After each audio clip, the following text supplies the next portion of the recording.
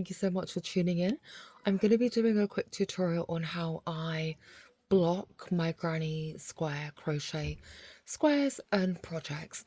Now, I'm relatively new to blocking despite having been knitting for over like 20 years. And now that I've started, I will religiously always block all of my work. I'm going to show you a way today that it's a DIY hack. I do not own a crochet blocking board because I don't want to spend the 30 or 40 quid on one when I can really just do it at home.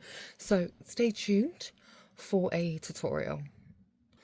For the tutorial, friends, we're going to need card, we're going to need jug of water, we're going to need some form of pins or curvy clips, and I've got these pins here as well, so stitch pins.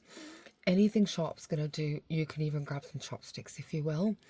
And the cardboard that I'm using, it's the lid of a box, so this is going to be nice for me to just rest because I'm not going to need to tilt it, given that I have my piece of work here and my pins poking out the back. If you don't have a lid, no problem, grab any cardboard, but you'll just have to tilt it to make sure it's standing still. Okay, first thing that we're going to go ahead and do is grab our jug of water, grab our granny squares, and just soak these. Get these nice and wet, like so. Rinse out the excess water. I did forget to mention we're going to need a towel as well. So grab your towel, pop that underneath, pop your wet granny square on the towel, and just proceed to roll all the excess water out of the granny square. That's my first one done, and here's my second one. As you can see, there's a fair amount of excess water that's come out of this. Friends, what we're going to do next is grab our piece of card, and we're just going to start to pin our granny squares on this. So I'm going to go ahead and use my bun pins to start with, just for this granny square. For this one, I'll use my sewing pins, just to see if it makes any difference. So get your corner. I'm going to start from this corner here, and I'm just going to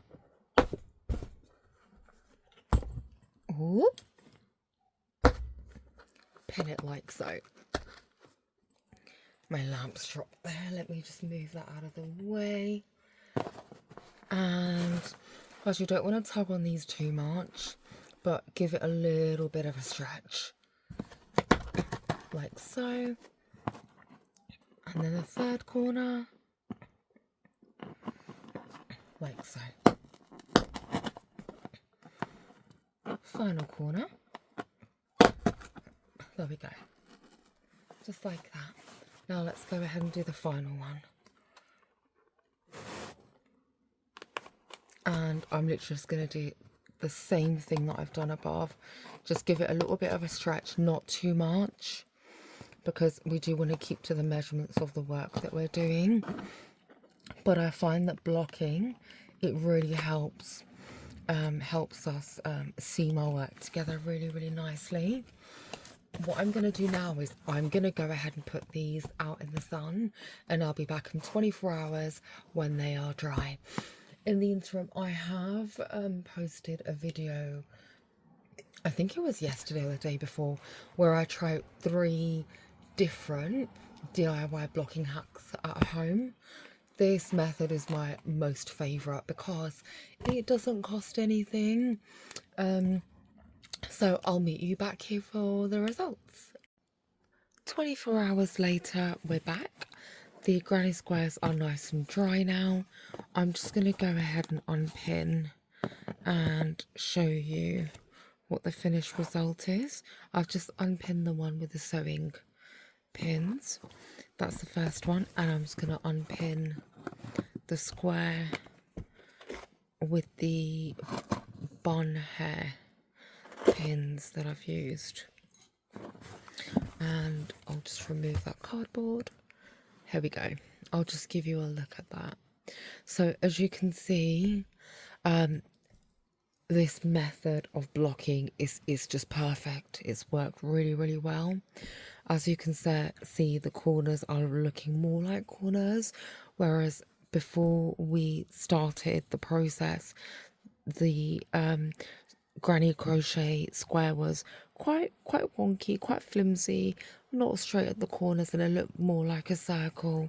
So I hope that you found this video helpful, and please subscribe, check out my other videos. It doesn't cost you anything to subscribe, but it means the world to me. Thank you so much for watching again, and have a blessed day.